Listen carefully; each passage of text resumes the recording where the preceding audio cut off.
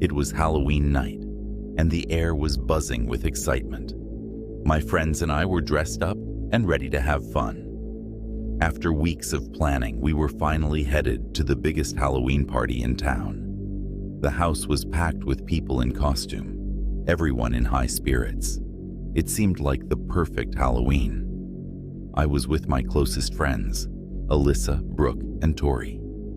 Tori had come dressed as a vampire, and she looked stunning.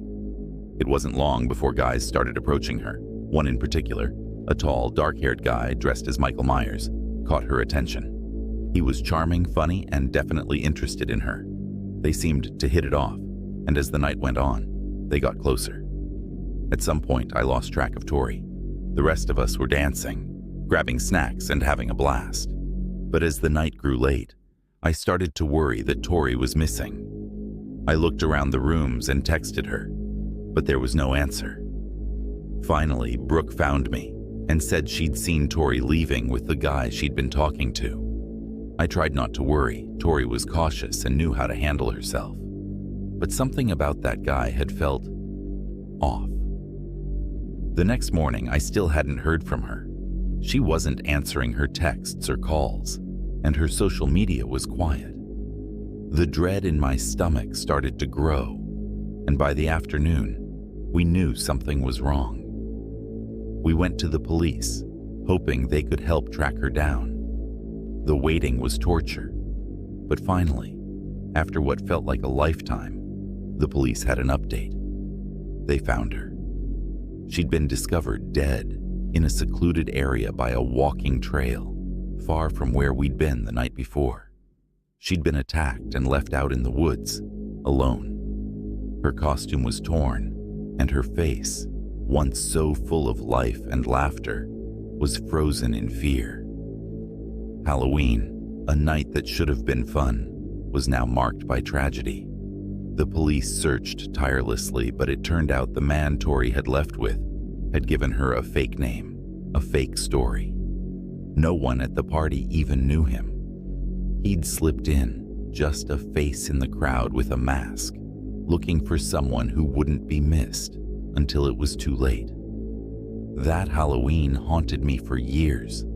The sounds of laughter and the memories of that party seemed twisted, darkened by what had happened. She trusted a stranger who had hidden behind a costume and a charming smile. Every Halloween since, I feel the same chill, remembering that sometimes the real monsters aren't wearing masks at all.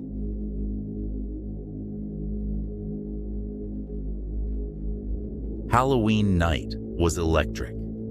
My friends and I had been looking forward to this concert at a local club for weeks. The whole place was packed, the crowd dressed in all kinds of wild costumes.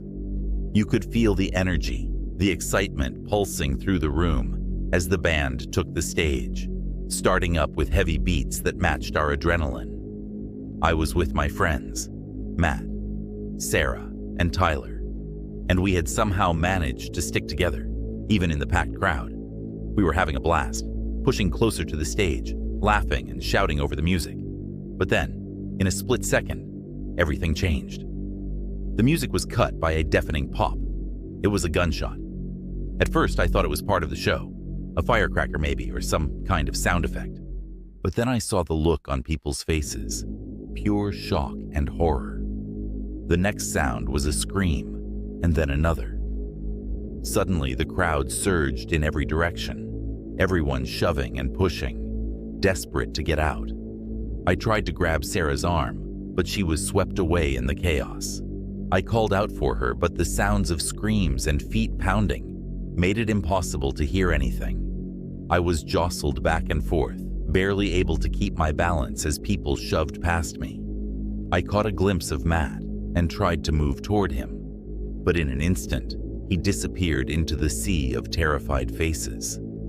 Panic set in as I realized I was alone, trapped in a crowd of people desperate to escape. Every inch of the room was a chaotic blur, people yelling, pushing, trying to claw their way to the exits. The fear was overwhelming. I stumbled toward the door, adrenaline surging as I was swept along by the crowd. Outside, the cold night air hit me like a shock, and I stumbled onto the sidewalk, looking frantically around for my friends. My heart was pounding as I searched, hoping they had made it out. Police cars and ambulances had started arriving, their lights flashing in the dark. I could barely think, barely breathe, the reality of what had just happened settling over me. After what felt like hours, but was probably just minutes, I saw Sarah, her face pale, her hands shaking. We hugged tightly, the relief overwhelming. But Matt and Tyler were still nowhere to be found. We searched the faces of every person leaving the club, panic rising with each second. Finally, Tyler appeared, looking just as shaken as we were, but still no sign of Matt. Eventually, the police had to escort everyone away from the scene. Hours later, we found out that Matt had been taken to the hospital with a minor injury from being trampled in the crowd, but thankfully he was okay. The weight of everything that had happened that night stayed with us long after Halloween was over, a reminder that in one instant, everything can change. The club, the music, the excitement, all of it replaced by fear and chaos. That night, we learned that Halloween horrors weren't always the things lurking in costumes. They could be terrifyingly real and dangerously close.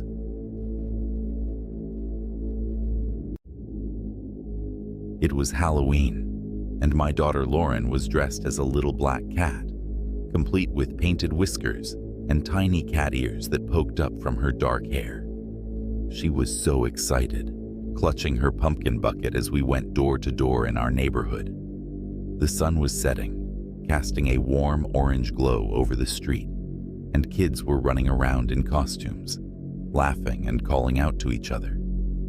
It was a perfect Halloween night, or so I thought. We'd just started making our way down a quiet street lined with houses decorated with pumpkins and spooky lights. Lauren was a few steps ahead of me, skipping along, already thrilled with her growing collection of candy. We approached a house with a small group of kids on the porch, and as they left, we walked up the path. Just as I reached out to ring the doorbell, I heard a deep, loud bark coming from somewhere nearby. In the next second, I saw it. A large, muscular dog had bolted out from the side of the house. Before I could react, it was racing toward us, snarling, its teeth bared. Everything happened in a blur. Lauren turned to look, and before I could pull her away, the dog lunged.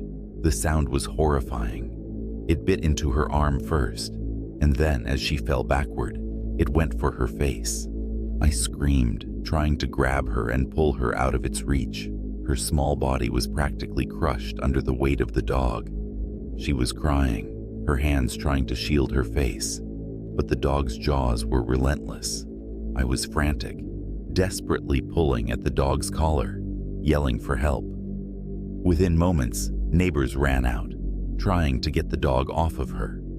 Someone finally grabbed a broom, pushing the dog back long enough for me to scoop Lauren up and run to safety.